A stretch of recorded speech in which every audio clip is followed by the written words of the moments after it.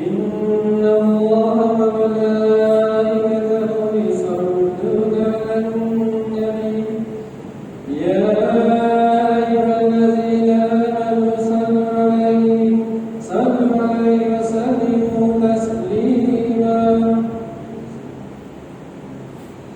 اللهم صل على محمد اللهم صل على سيدنا محمد اللهم صل على سيدنا وحبيبنا وشفيعنا وزوجنا ومولانا محمد. السلام عليكم ورحمة الله وبركاته.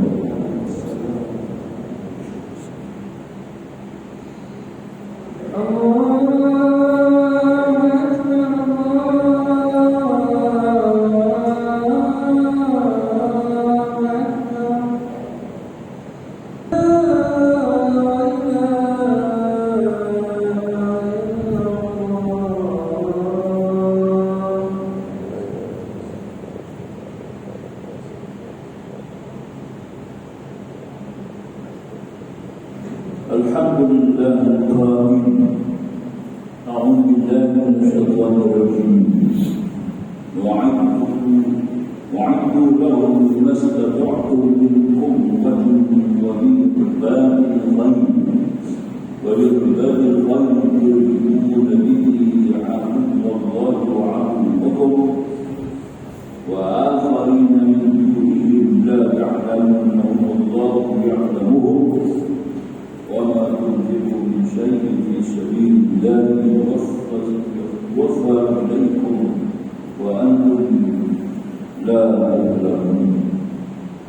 أشهد أن لا إله إلا الله وحده لا شريك له الملك الجبار وأن محمدا عبده ورسوله النبي المختار. اللهم صل وسلم على نبينا محمد وعلى آله وأصحابه ومن دعا بدعوته إلى يوم الدين. أما بعد عباد الله اتقوا الله أوصيكم ونفسي واتقوا الله وطاعته لعلكم تفلحون. معاشر الإخوة hadirin yang dirahmati Allah, bertakwalah kita kepada Allah Subhanahu wa taala yang benar-benar takwa, meninggalkan segala dosa dengan penuh ketabahan dan kesabaran dan kerelaan, melaksanakan segala perintah dan perintah dengan sempurna dan ikhlas, serta mendekatkan diri kepada Allah Subhanahu wa taala. Semoga kita beroleh kebahagiaan dunia lebih di akhirat. Semoga Allah tidak berjanji innaka la tuhibbul mi'ad. Perbanyakkan salawat ke atas junjungan besar Nabi kita Muhammad sallallahu alaihi wasallam. Mudah-mudahan kehidupan kita sentiasa di dalam rahmat Allah Subhanahu wa taala, karena Nabi mengemban membawa rahmat bagi seluruh umat. Suka untuk saya mengingatkan saudara-saudara sekalian, yakni harus kita meninggalkan segala perkara yang yang sia-sia, yang lawak, yang mengganggu tujuan kita kepada benar Allah. Sedangkan kami menyampaikan khutbah dengan perintah Allah Subhanahu wa taala, menyempurnakan tuntutan syariat yang besar Nabi sallallahu alaihi wasallam. Sidang jemaah yang terhormat, konsep persaudaraan ukhuwah Islamiyah merupakan salah satu ajaran Islam yang paling utama. Dorongan Al-Quran terhadap penghayatan ajaran ini amat luas. Misalnya Allah Subhanahu wa taala berfirman dalam surah Al-Hujurat ayat yang ke-10, A'udzu billahi minasyaitonir rajim. Innamal mu'minuna ikhwatun fa aslihu baina akhawaykum wa taqullaha la'allakum turhamun. Sebenarnya orang yang beriman itu adalah saudara, akhwat, dan bahasa Arab arti saudara kandung. Itu berarti di mana Allah meletakkan, mendarjatkan manusia itu sendiri semuanya adalah khususnya orang-orang yang beriman adalah bersaudara. Maka damai dan islah, damai antara dua saudara kamu yang bertengkar, paling banyak kurang dua orang bertengkar, wajib kita mendamaikan. Apakah lagi besar dan gerombolan manusia beriman begitu ramai, maka wajib atas kita beriman dan bertakwalah kepada Allah Ta'ala dan bertakwalah kepada Allah, semoga kamu beroleh kepada Allah. Pedoman ilahi ini menjelaskan kepada kita akan hakikat hubungan persaudaraan umat, berteraskan prinsip keimanan dan keyakinan kepada Allah Subhanahu wa taala. Sesungguhnya setiap orang yang beriman, tidak kira asal usul, ras, keturunan, warna kulit, lokasi, daerah, geografi, ia merupakan saudara antara satu dengan yang lain, bersaudara.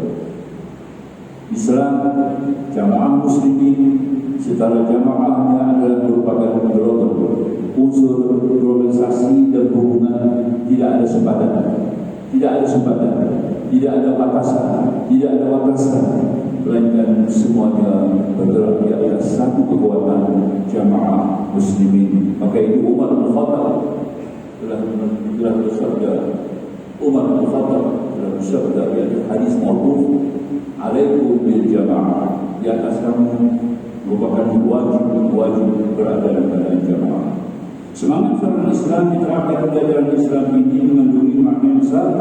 Ia boleh diumpamakan sebagai sebuah keluarga umat yang besar, sebagai sebuah keluarga besar umat Islam, umat Islamiyah mestilah saling memberitahu keberkepedulian dan saling membantu serta pertolongan antara satu dengan lain sepanjang menjalani kehidupan dan membina kekamadonan umat di dunia ini. Semangat bekerjasama dan pertolongan sesama umat telah dipertegaskan oleh Al-Quranul Karim sebagai firman Allah Subhanahu wa taala, a'udzu billahi minasyaitonir rajim, wa ta'awanu 'alal birri wat taqwa wa la ta'awanu 'alal itsmi wal 'udwan, dan hendaklah kamu saling tolong-menolongi, bantu-membantu untuk membuat kebajikan dan bertakwa. Wa la ta'awanu 'alal itsmi wal 'udwan, dan janganlah kamu bertolong-tolongan pada melakukan dosa dan juga bermusuhan, bercerobohan. Ya, itu firman Allah Subhanahu wa taala, "Wattaqullah", dan bertakwa kepada Allah, "Innallaha syadidul 'iqab". Sesungguhnya Allah Subhanahu wa taala menempatkan bahwa sesungguhnya Allah amat berat siksanya bagi siapa yang melanggar perintahnya. Hadirin mu'minin yang dirahmati Allah tersebut. Saudara-saudara sekalian yang beriman kepada Allah, dalam hubungan yang sama, bangsa besar Nabi Muhammad SAW telah mengajarkan umat Islam agar saling bergandengan memperkukuhkan persaudaraan umat. Keluarga besar umat Islam yang diumpamakan oleh Rasulullah SAW sebuah jasad, sebagai sebuah tubuh jasad. Hadis yang dirawikan oleh An-Nu'man bin Bashir radhiyallahu anhu bahwa Nabi bersabda, "Mathalul mu'minina fi tawaddihim wa tarawuhim wa ta'atufihim mathalul jasad." Perumpamaan orang mukmin dalam bersikap saling mencintai, mengasihi dan menyayangi seumpama satu tubuh. Ya, idza ishtaka minhu 'udwan tada'a lahu sa'irul jasadi bis-sahar wal humma aw maradh. Jika satu anggota tubuh sakit, maka anggota tubuh yang lain akan susah tidur dan merasa demam. Hadis Muslim sahih. Begitulah keindahan adalah agama Islam, menekankan semangat persaudaraan umat Islam serta mendorong para penganut yang berkukuh dan berteguhkan amalan saling bekerjasama dan bertolong sama umat di atas dasar sifat prinsip kasih sayang mahabbah. Maka itulah kita dianjurkan sebagai jemaah antara hikmah Allah mensyariatkan sembahyang jemaah dalam setiap ketiga khususan sembahyang jemaah dan salat semata-mata adalah untuk mengikat, mengerat, memperkukuhkan kasih sayang. Kasih sayang ini yang menjadikan yang menjanjikan bahawasanya Islam, 3 suku dunia Islam berada di bawah pemerintahan Islam. Sifat-sifat para sahabat Nabi, asyiddau 'alal kufar ruhama bainahum, di mana mereka tegas pada unsur kekufuran, saling sayang mencintai di antara setiap satu. Subhanallah walhamdulillah. Maka justru itu sidang jemaah, itulah indahnya ajaran agama Allah yang menekankan kesetaraan umat, mendorong para penganutnya berkukuh di amalan serta kerjasama sambil mengambil peran serta anak-anak sifatnya. Sidang jemaah yang dikasihi sekalian, terakhir ini umat Islam dalam kedukaan dan kesedihan mengenang nasib umat Islam di bumi Gaza, Palestina yang tertimpa tragedi peperangan panjang sejak 7 Oktober 2023 yang memakan seramai 46.000 nyawa. Mari kita mengucapkan syukur alhamdulillah kerana konflik yang telah memperpanjang ramai nyawa itu serta kemusnahan harta benda yang dahsyat telah tamat pada waktu ini menerusi gencatan senjata pada 19 Januari 2025. Sesungguhnya kekejaman rejim Zionis terhadap Gaza amat dahsyat, ibu dan menyayat hati. Menurut pejabat Yayasan Ahli Kemanusiaan OCHA PPP pada 28 Januari yang lalu, sebanyak 69% struktur bangunan di seluruh Gaza telah musnah. 69%.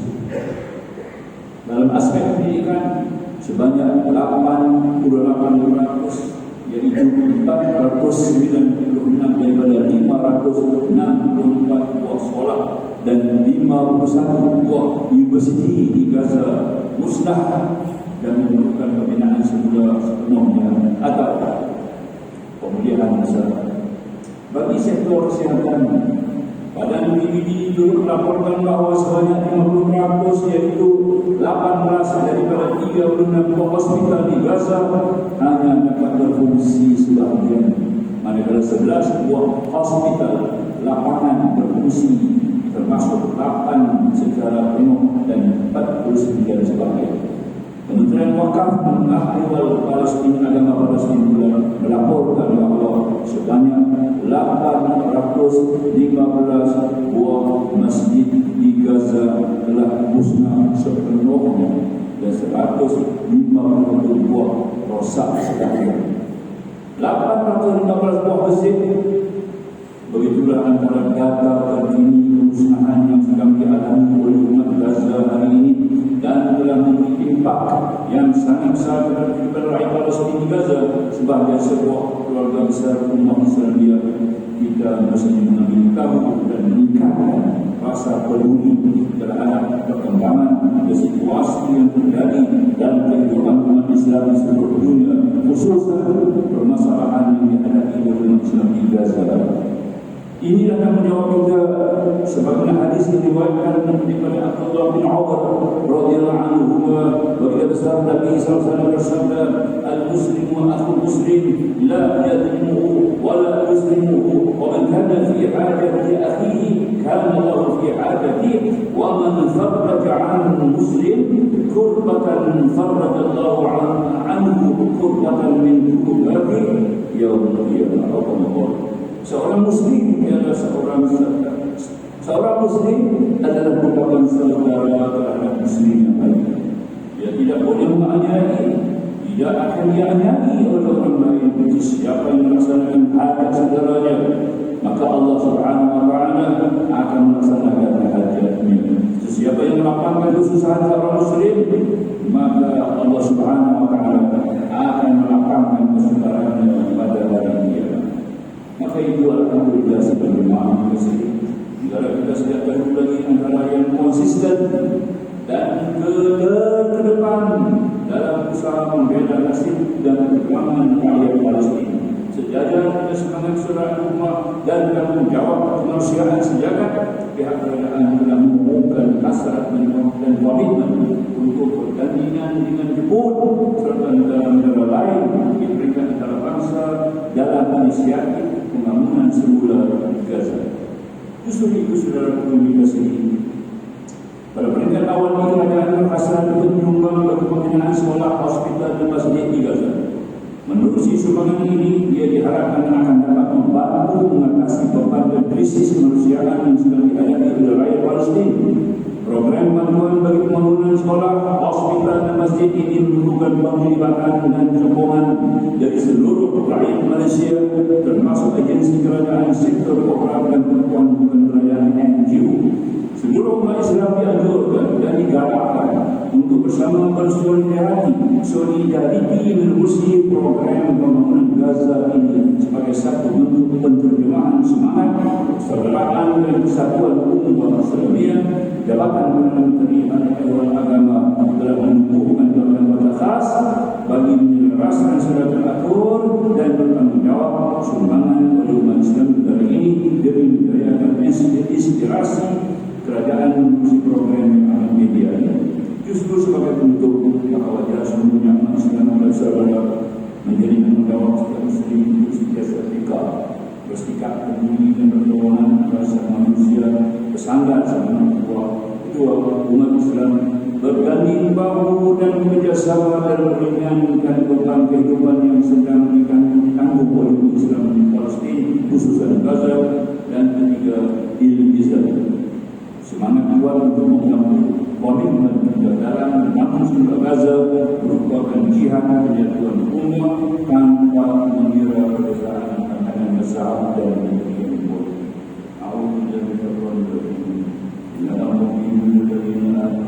Rasul Sallallahu Alaihi Wasallam wajah di akhir waktu fi sabilillah la ilaha. Justru itu semuanya orang-orang yang benar-benar beriman hanyalah orang yang percaya kepada Allah dan Rasul, kemudian mereka terus percaya dan tidak ragu-ragu lagi, serta mereka berjuang dengan harta benda dan jiwa mereka pada jalan Allah. Mereka itulah orang-orang yang benar-benar berjuang dengan Allah.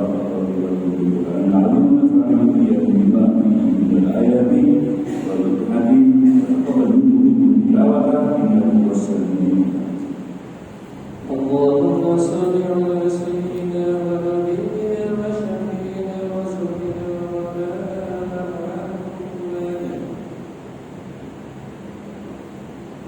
الحمد لله رب العالمين والصلاة والسلام على نبينا سيدنا محمد الكريم وعلى آله وأصحابه والطاهرين من تبعهم بإحسان إلى يوم الدين. أشهد أن لا إله إلا الله وحده لا شريك له، أشهد أن سيدنا محمدا عبده ورسوله. أما بعد، فيا عباد الله اتقوا الله واعلموا أن الله معكم بأمر عظيم. أمركم بالصلاة والتسليم على النبي الكريم، وقال الله تعالى: إن الله وملائكته يصلون على النبي يا أيها الذين آمنوا صلوا عليه وسلموا تسليما. اللهم صل على سيدنا محمد وعلى آل سيدنا محمد كما صليت على سيدنا وبارك على سيدنا محمد وعلى آل سيدنا محمد كما باركت على سيدنا إبراهيم وعلى آل سيدنا إبراهيم في العالمين إنك حميد مجيد.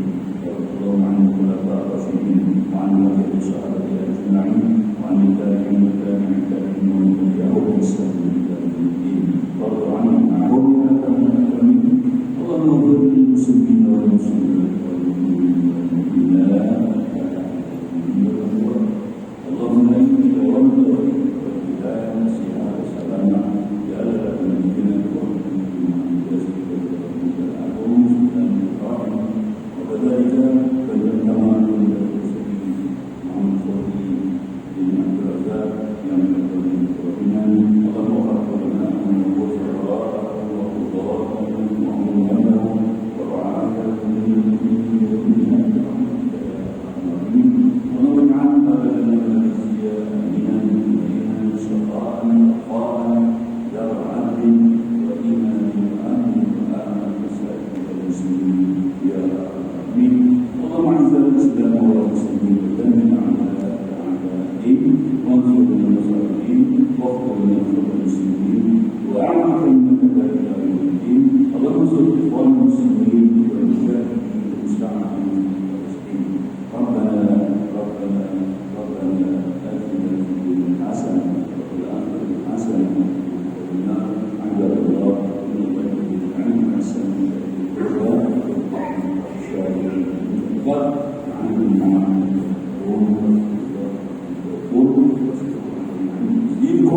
was'al